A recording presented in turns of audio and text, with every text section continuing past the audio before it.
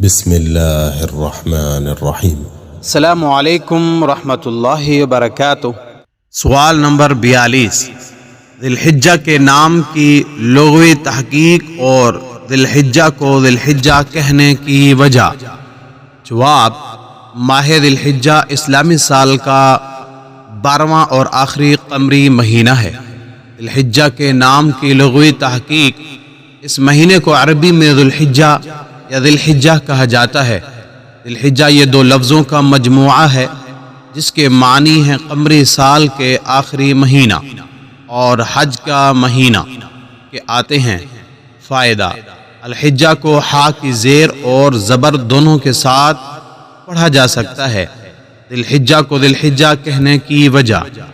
پہلی وجہ، الحجہ کے معنی حج کرنا، چونکہ اس مہینے میں فریضہ حج ادا کیا جاتا ہے، اس لیے اسے ذی الحجہ کہا گیا ہے۔ دوسری وجہ، الحجہ کے معنی سال کے بھی آتے ہیں، چونکہ اس ماہ کے اختتام پر ایک ہجری سال مکمل ہوتا ہے، اس لیے اسے ذی الحجہ کہا گیا ہے۔